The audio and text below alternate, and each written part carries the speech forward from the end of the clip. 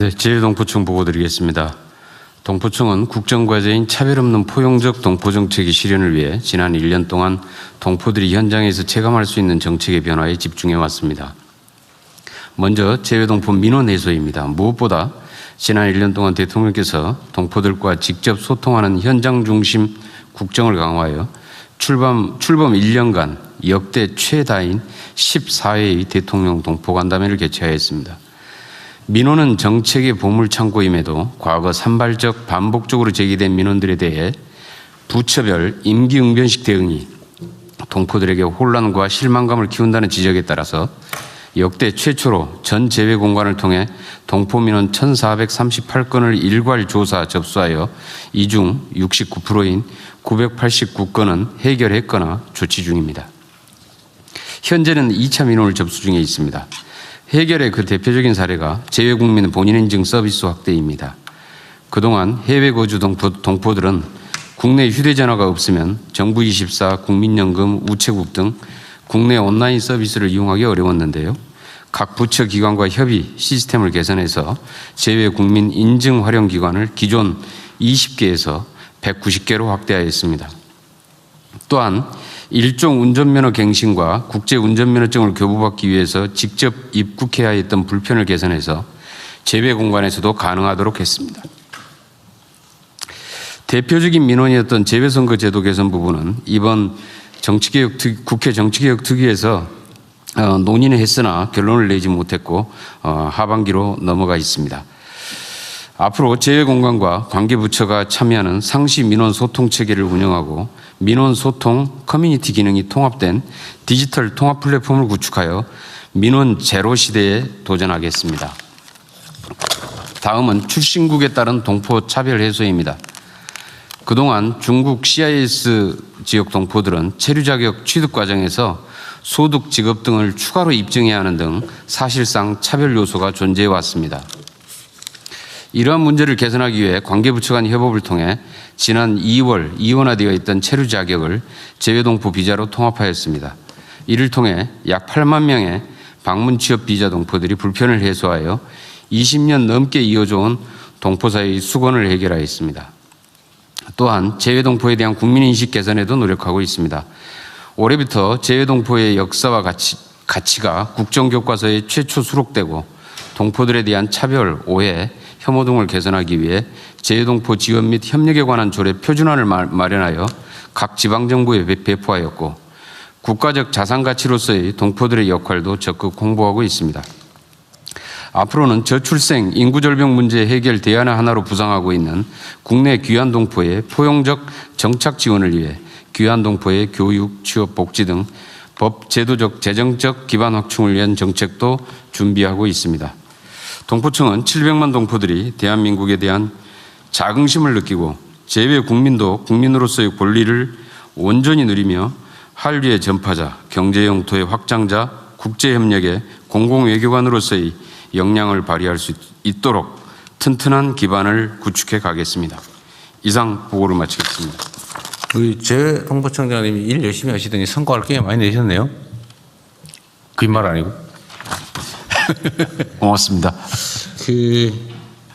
어쨌든 제가 다녀보면 그 재외동포들이 자주에 본국에 대해서 엄청나게 서운한 감정이 많아요. 네. 버려진 자식 같은 느낌이 든다고 하더라고요. 네.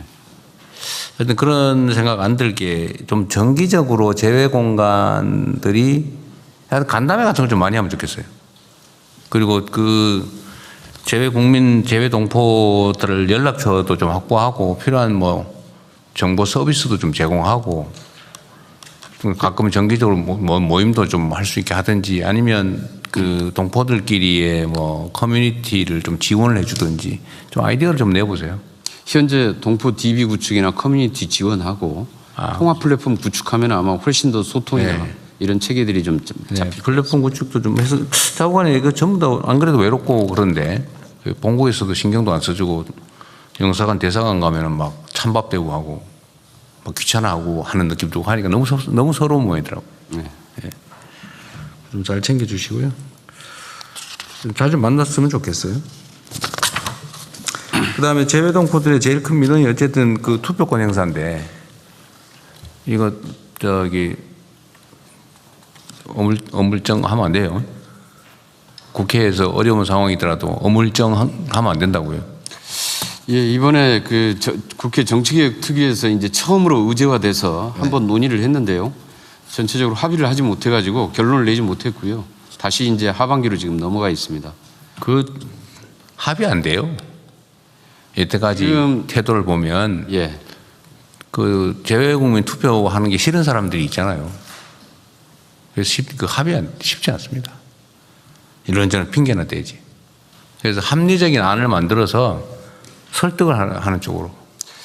그래서 지금 선관위에서 그 각국 우편 투표 환경이나 시스템 분석하고 모의 우편 투표 같은 걸 실시해가지고 실질적으로 그런 기술적인 문제를 보완을 한 다음에 그러니까 선관위에서 좀 적극적으로 제안을 해야 될 것 같습니다. 전자투표 문제, 우편투표 문제 두 가지일 텐데 예. 하여튼 투표소 현지에 투표소 추가 설치 이게 제일 원시적인 방법이지만 일단은 해야 될 일이고 두 번째는 우편투표를 도입하는 건데 그 반대 이유가 그런 것 같아요.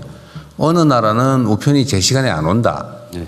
어느 나라는 중간에 우편이 사라질 수도 있다. 뭐 이런 얘기가 이유던데 아니 어떤 사람이 투표할 수 없는 상황이니까 너도 투표하지 말라. 그게 말이 됩니까 그게?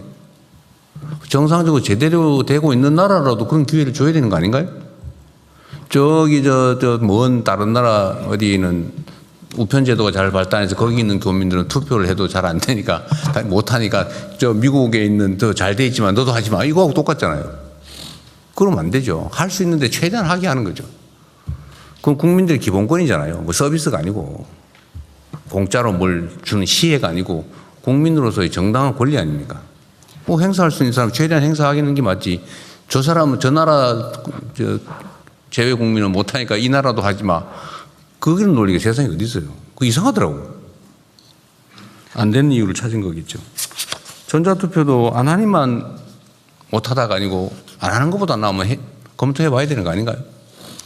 네, 그렇습니다. 그래서 지금 우편투표 시스템이 제대로 확립되지 않는 나라들은 전자투표를 대안으로 검토해야 된다고 보고 있고요. 그리고 결국은 못하더라도 우편투표할 수 있는 나라는 우편투표라도 해야지. 예. 미국은 대통령 선거도 우편투표 하잖아요. 우편투표를 지금 OECD 국가 중에서 3분의 2가 우편투표 제도를 도입하고 있습니다. 그러니까요. 근데 우리나라만 무슨 안 해요. 무슨 걱정을 그렇게 많이 합니까? 우리나라도 지금 부분적으로 우편투표나 지금 그 선언들, 원양어선 선언들, 그 팩스투표 이런 거 지금 도입을 하고 있거든요. 네, 그래요. 근데 이걸 이제 재외동포로 확장하는 문제인데 이 부분에 대한 좀 합의가 이루어지지 않고 있는 거죠. 아니, 제가 얘기하잖아요. 합의 끝까지 안 될 거라니까. 그 합리적 이유가 있어서 그런 게 아니라니까요. 그러면 설득하고 안 되면은 합리적인 아니면 책임을 지는 거죠. 그게 권한이죠. 모든 걸 합의로 처리할 것 같으면 그 뭐하러 선거에서 열심히 뽑습니까? 합의를 해보고 소수 의견을 존중하되 영 안 되면 다수 의견에 따라서 처리하는 게 그게 민주주의 국가죠. 나쁜 짓 하면 국민이 책임을 묻고 판단하겠죠. 그죠? 네. 아니 뭐 우리 청장님이 잘못했다는 얘기 절대 아닙니다. 네. 다음 하시죠. 예, 검찰총장 직무대행입니다.